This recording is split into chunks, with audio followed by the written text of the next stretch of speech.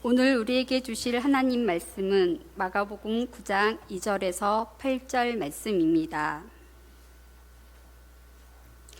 엿새 후에 예수께서 베드로와 야고보와 요한을 데리시고 따로 높은 산에 올라가셨더니 그들 앞에서 변형되사 그 옷이 강체가 나며 세상에서 빨래하는 자가 그렇게 희게 할 수 없을 만큼 매우 휘어졌더라. 이에 엘리야가 모세와 함께 그들에게 나타나 예수와 더불어 말하거늘 베드로가 예수께 구하되 랍비여 우리가 여기 있는 것이 좋사오니 우리가 초막 셋을 짓되 하나는 주를 위하여 하나는 모세를 위하여 하나는 엘리야를 위하여 하사이다 하니 이는 그들이 몹시 무서워하므로 그가 무슨 말을 할지 알지 못함이더라. 마침 구름이 와서 그들을 덮으며 구름 속에서 소리가 나되 이는 내 사랑하는 아들이니 너희는 그의 말을 들으라 하는지라. 문득 둘러보니 아무도 보이지 아니하고 오직 예수와 자기들 뿐이었더라.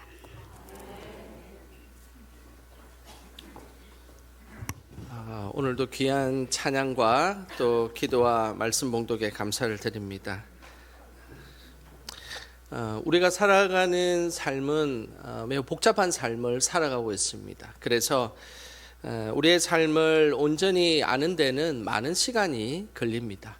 어떨 때는 부분 알기도 하고 세월이 지나고 나면 그 부분이 연결돼서 이렇게 되었던 거였구나라는 것을 깨달을 때가 많습니다.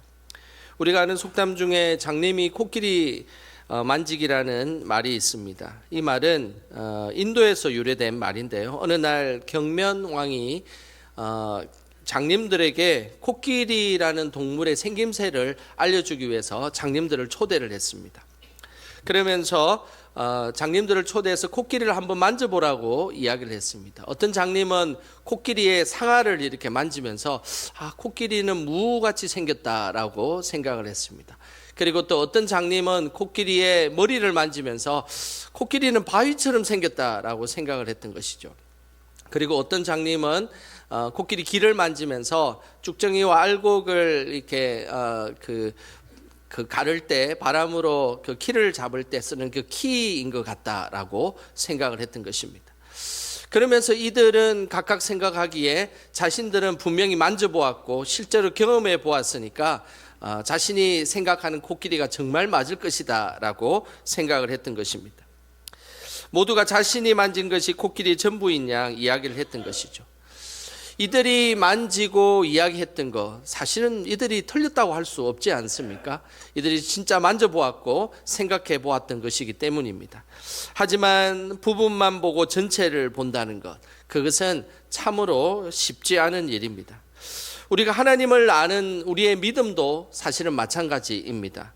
신앙이 편협하거나 어린아이 같은 신앙일 때는 내가 한번 하나님을 경험해보고 이것이 다인 것처럼 이야기할 때가 있습니다. 하지만 여전히 우리는 하나님의 부분만 알 때가 많습니다. 사도 바울도 이 사실에 대해서 이렇게 말씀하였습니다. 고린도전서 13장 12절 말씀인데요. 우리 같이 한번 읽어보겠습니다. 우리가 지금은 거울로 보는 것 같이 희미하나 그때에는 얼굴과 얼굴을 대하여 볼 것이요 지금은 내가 부분적으로 아나 그때에는 주께서 나를 아신 것 같이 내가 온전히 알리라. 이 땅에서 하나님을 우리가 알 수 있는 것은 정말 부분적으로 알 수 있는 것입니다. 그때라는 것은 하나님 나라에 가서 하나님을 실제로 만날 때를 의미합니다. 그때에 실제로 하나님 나라에서 하나님을 만나보아야 이런 모습, 이런 생각, 이런 뜻이 하나님이셨구나라는 것을 알 수 있게 된다는 것입니다. 우리의 신앙도 부분적으로 하나님을 아는 신앙이 아니라 온전히 하나님을 아는 그런 신앙들이 다 되시기를 주님의 이름으로 축복합니다. 제자들은 부분적으로 예수님의 사역들을 알고 있었습니다. 하지만 여전히 예수님의 사역을 온전히 알지는 못했습니다. 그래서 예수님은 제자들 중에서 특별히 3명의 제자들을 데리고 예수님의 사역 전반을 알려주셨습니다. 그 모습이 2절에 잘 나타나 있습니다. 우리 2절 같이 함께 읽어보겠습니다. 엿새 후에 예수께서 베드로와 야고보와 요한을 데리시고 따로 높은 산에 올라가셨더니 그들 앞에서 변형되사. 예수님은 제자들 중에서 베드로 그리고 야고보, 요한 이 3명을 특별히 데리고 높은 산에 올라가셨습니다. 근데 2절을 자세히 보시면 베드로와 야고보와 요한을 따로 데리고 가셨다라는 표현이 적혀 있습니다. 여기서 따로라는 말은 헬라어로 카트이디안이라는 단어를 쓰는데, 이 카트이디안은 좀 친밀한 존재 그리고 특별한 존재일 때 이 단어를 사용합니다. 예수님은 베드로와 야고보와 요한을 더욱더 친밀하고 특별한 존재로 생각해서 산에 같이 올라가셨던 것입니다. 그런데 왜 예수님은 베드로와 야고보와 요한을 특별히 선별하셔서 산에 올라가셨을까요? 도대체 산에 올라가셨던 목적이 무엇이었을까요? 그 이유는 오늘 본문에 똑같은 본문으로 나오는 누가복음 9장에 보면 그 산에 데려간 목적이 정확하게 나옵니다. 누가복음 9장 28절과 29절입니다. 우리 같이 한번 읽어보겠습니다. 이 말씀을 하신 후 8일쯤 되어 예수께서 베드로와 요한과 야고보를 데리고 기도하시러 산에 올라가사 기도하실 때에 용모가 변화되고 그 옷이 휘어져 광채가 나더라.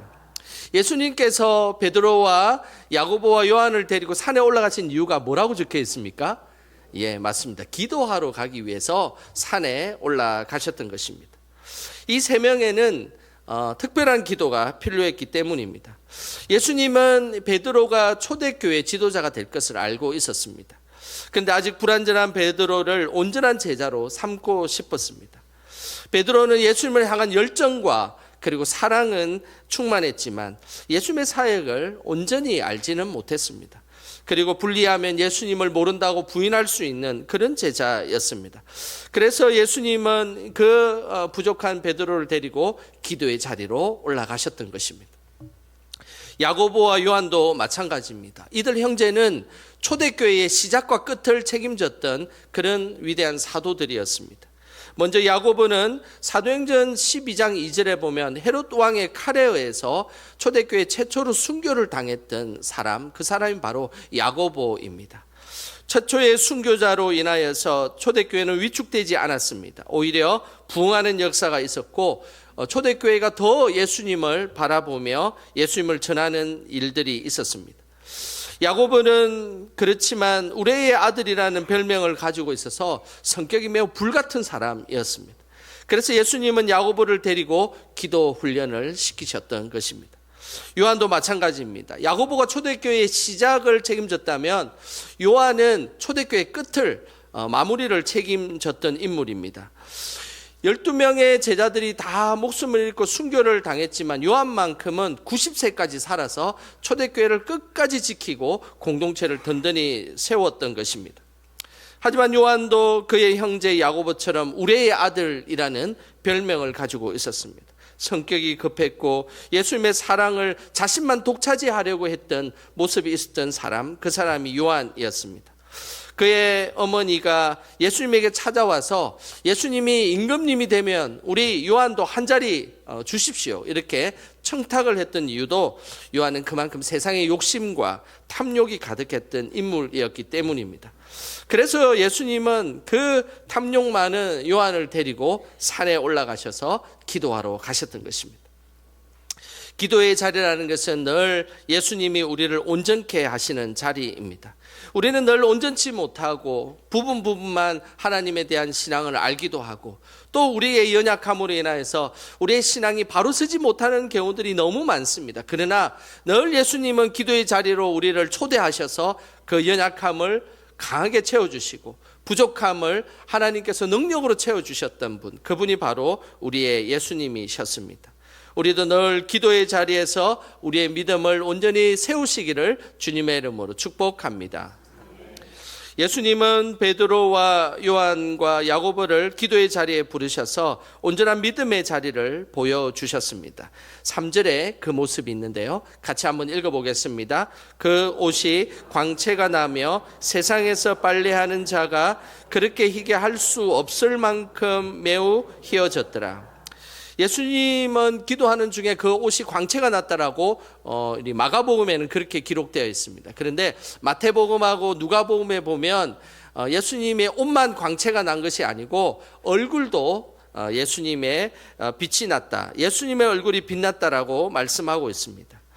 예수님의 얼굴과 옷 그리고 모든 곳이 광채가 났다라고 우리는 이해하는 것이 맞습니다. 여기에서 광채는 스틸보라는 헬라어를 쓰는데요.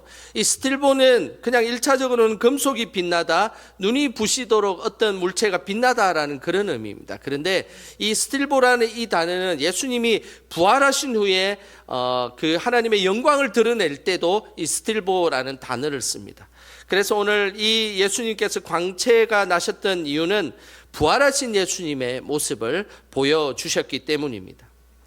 지금까지 예수님은 제자들에게 십자가의 고난 그리고 죽음에 대한 이야기를 많이 하셨습니다. 그런데 이제 예수님은 그것만 제자의 모습이 아니라 이제 부활한 모습도 알려주기를 원하셨던 것입니다. 그래야만 예수님의 구원 사역을 온전히 알 수 있기 때문입니다. 천상에서 부활하신 모습을 보이신 예수님은 특별한 사람들과 만남을 가졌습니다. 그 만남이 4절에 나오는데요. 한번 보겠습니다. 읽어보겠습니다. 이에 엘리야가 모세와 함께 그들에게 나타나 예수와 더불어 말하거늘. 예수님은 천상에서 모세와 엘리야와 함께 대화를 나누셨습니다. 모세는 율법을 상징하는 인물이고 엘리야는 예언을 상징하는 인물입니다. 그래서 구약 성경의 이 모세는 율법에 해당되는 율법서의 전체를 상징하는 그런 사람이었고 엘리야는 예언서를 상징하는 그런 사람이었습니다. 예수님께서 이런 모세와 엘리야를 만나셨다는 것은 구약의 모든 말씀들을 이루시고 그리고 그 일들을 행하시기 위해서 이 땅에 오셨다라는 것을 우리에게 말씀하는 것입니다.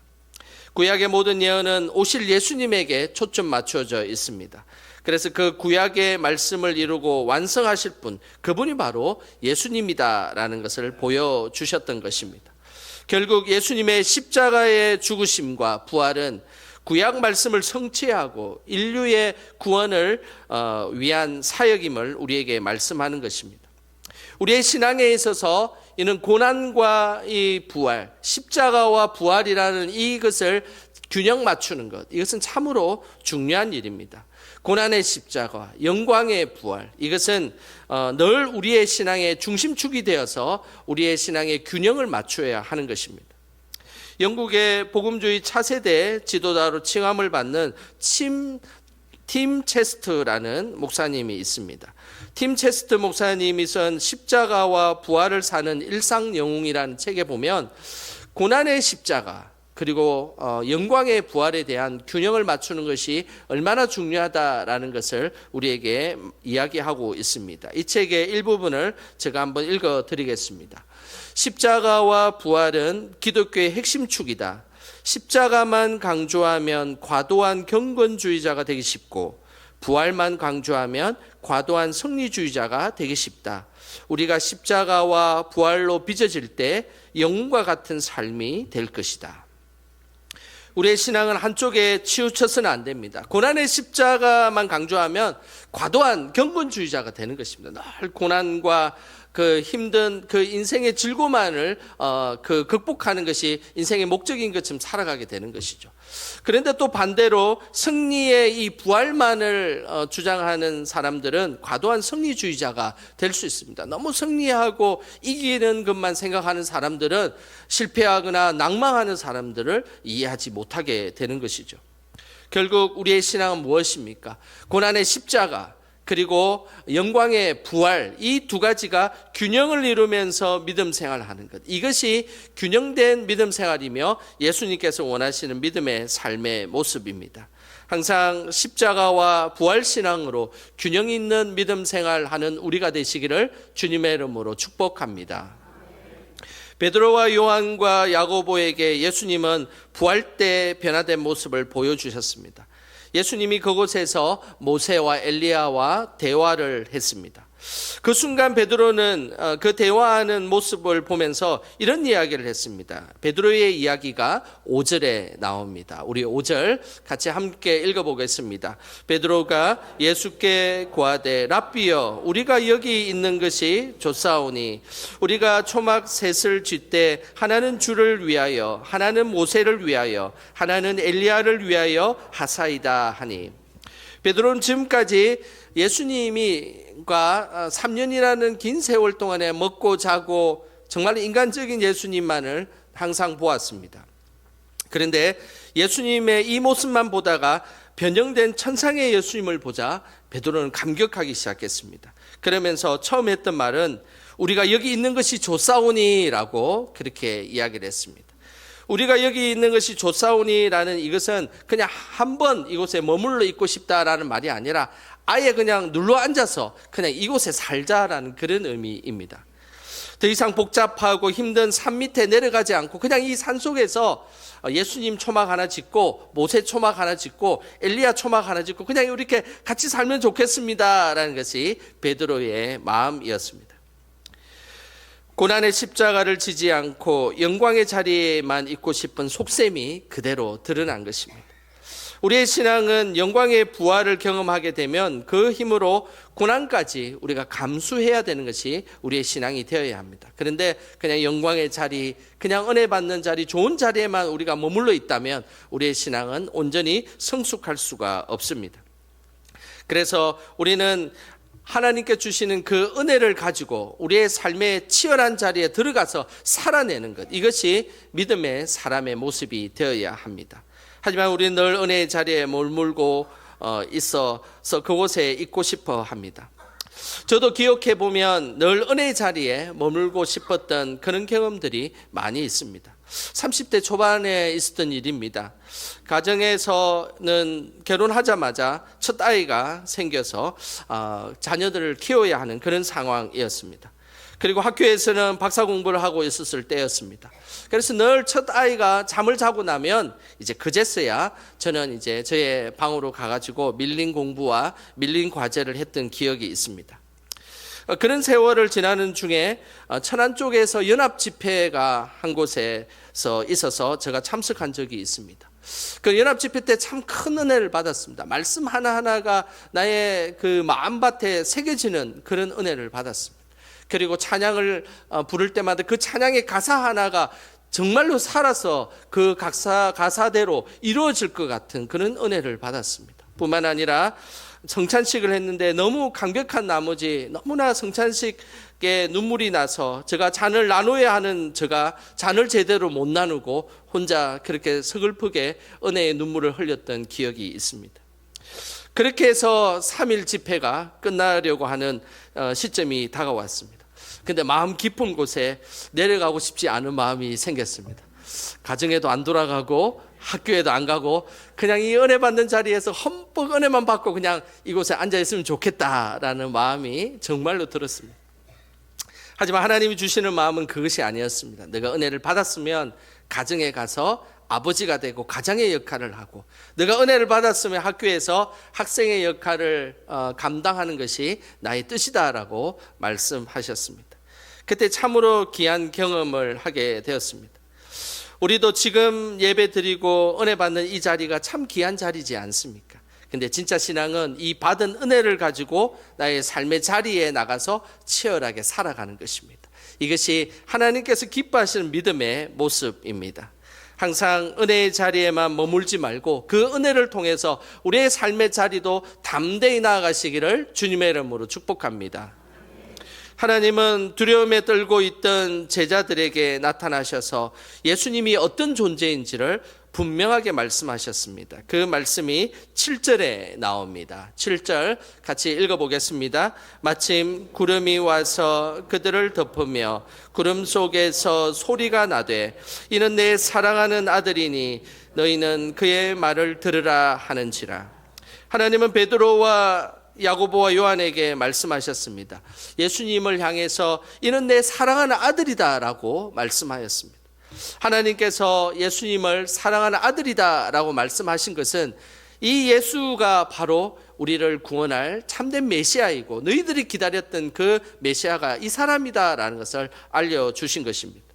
유대 사람들은 늘 생각했습니다. 하나님의 아들이 와서 지금 강대국으로부터 우리를 구원해 줄 것이다 라는 그런 믿음을 늘 가지고 있었습니다. 이런 메시아 사상으로 인하여서 늘 하나님의 아들이 언제쯤 올까 기다리고 있었던 것입니다. 하늘에서 내 사랑하는 아들이다 라고 말씀하신 것은 너희들이 기다리고 찾고 원했던 그 메시아가 바로 예수인, 너가 보는 그 예수다라는 것을 보여주신 것입니다. 좀 전에 만났던 모세보다 예수님은 더 크신 분이십니다. 그리고 엘리야보다 더 능력이 많으신 분이 예수님이십니다. 뿐만 아니라 하나님은 베드로와 야고보와 요한에게 그의 말을 들으라라고 말씀하셨습니다. 제자들은 예수님의 구원 방법을 사실은 제대로 이해하지 못했습니다. 제자들의 생각에는 하나님의 아들이면 황제를 물리치고 그 자리에 보란듯이 올라가 유대 민족의 독립을 쟁취하는 것, 이것이 그들이 생각하는 구원의 방식이었습니다. 하지만 예수님의 구원의 방식은 죽어야만 했고 십자가를 져야만 했습니다. 도저히 제자들 생각으로는 이해할 수 없는 길이었습니다. 그래서 하나님은 제자들에게 예수님의 말을 듣고 순종할 것을 말씀하셨습니다.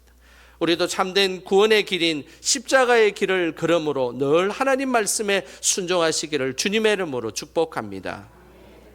하나님은 베드로와 야고보와 요한이 평생 예수님만 바라보기를 원하셨습니다.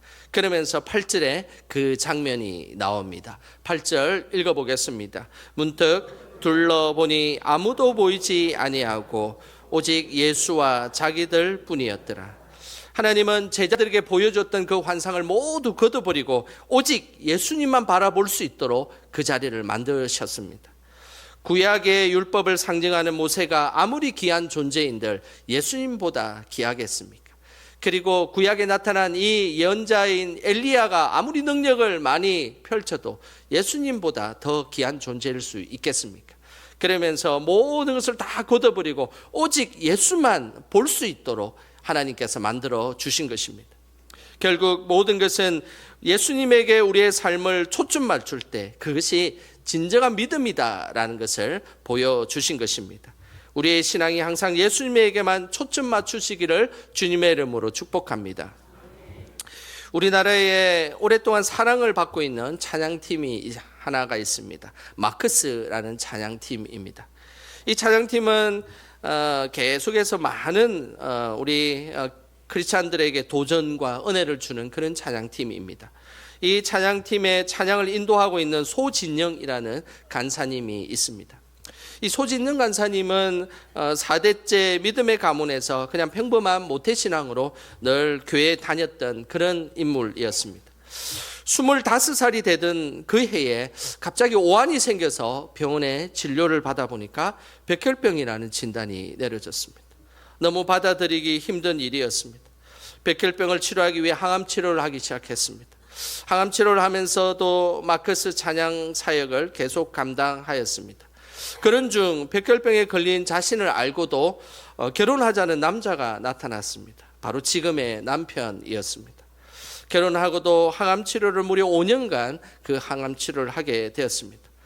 그런데 한 5년쯤 되는 후에 임신을 하고 싶다라는 그 마음을 하나님께서 주셨던 것입니다.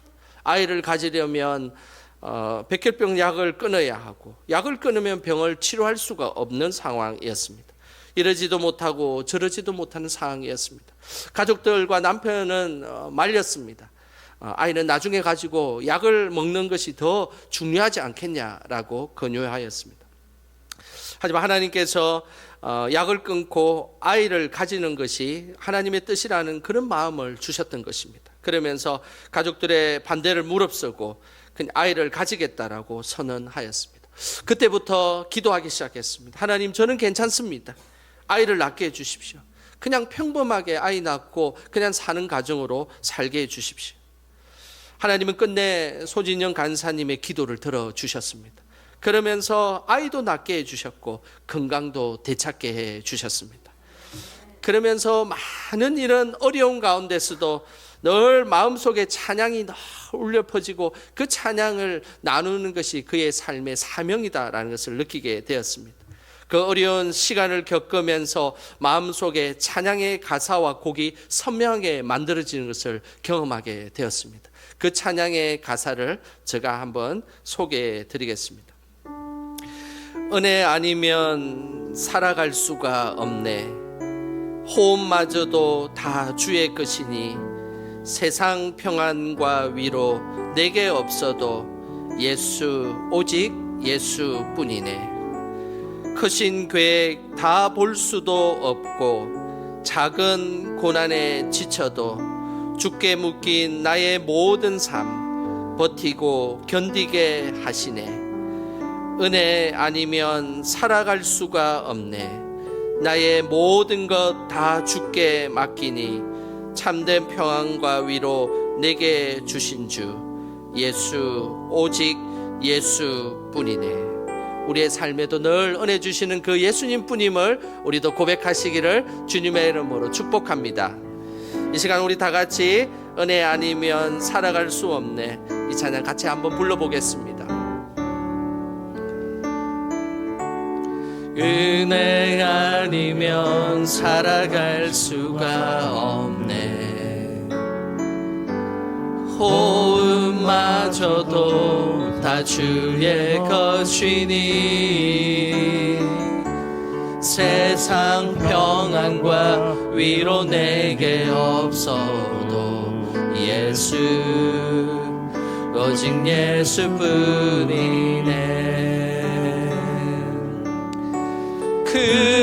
크신 계획 다 볼 수도 없고 작은 고난에 지쳐도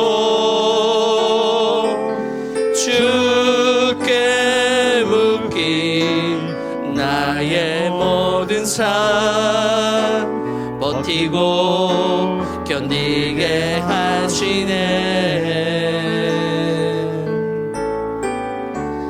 은혜 아니면 살아갈 수가 없네. 나의 모든 것 다 주께 맡기니 참된 평안과 위로 내게 주신 주 예수,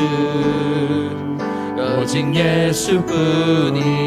크신 계획 다 볼 수 없고 크신 계획 다 볼 수도 없고 작은 고난에 지쳐도 주께 묶인 나의 모든 삶 버티고 견디게 하시네. 은혜 아니면 살아갈 수가 없네. 나의 모든 것 다 주께 맡기니 참된 평안과 위로 내게 주신 주 예수, 오직 예수뿐이. 이 시간 우리 합심하여 함께 기도하겠습니다. 하나님, 늘 은혜 아니면 살아갈 수 없는 저희들이 되게 하여 주시옵소서. 하나님, 작은 호흡에도 하나님 늘 호흡마저도 다 주의 것임을 고백하게 하여 주시옵소서. 은혜의 자리에만 머물러 있는 저희들이 아니라 주신 은혜로 삶의 자리에 담대히 나아가는 믿음 허락하여 주시옵소서. 이 시간 그런 믿음 가질 수 있도록 주여 한번 크게 부르고 합심하여 기도하겠습니다. 주여, 하나님 아버지, 이 시간 주님의 은혜를 구하며 하나님 앞에 나아갑니다. 하나님, 지켜주시옵소서. 늘 은혜 아니면 살아갈 수 없음을 믿음으로 고백하게 하여 주시옵소서. 우리의 작은 호흡마저도 우리가 평소에 하나님 아버지 너무나 쉽게 하는 호흡마저도 다 주의 것임을 고백하는 저희들의 삶이 되게 하여 주시옵소서. 하나님, 늘 은혜의 자리에 머물러 있기를 원합니다. 하지만 그 은혜의 자리를 통하여서 나의 삶의 자리도 담대히 살아가게 하여 주시옵소서. 그래서 늘 주님만이 오직 나의 삶의 주님을 고백하며 나아가길 원합니다. 성령 하나님 함께하여 주시옵소서. 우리에게 참된 평안을 주시고 참된 위로를 주셔서 주님만 붙들고 살아가는 우리들 될 수 있도록 성령 하나님 함께하여 주시고 주님 인도하여 주시옵소서. 하나님 아버지, 우리가 살아갈 수 있게 은혜 내려 주셔서 감사드립니다. 우리의 호흡마저도 다 주의 것임을 고백하는 저희들이 되게 하옵소서. 기도의 자리에서 우리의 부족함을 하나님 채우고 우리의 연약함을 이렇게 세우는 자리가 되게 하여 주시옵소서. 은혜의 자리에만 머물러 있는 저희들이 아니라 주신 은혜로 삶의 자리에서 담대히 살아가게 하옵소서. 우리 삶의 유일한 주인이 되어 주시는 예수님의 이름으로 기도드립니다. 아멘.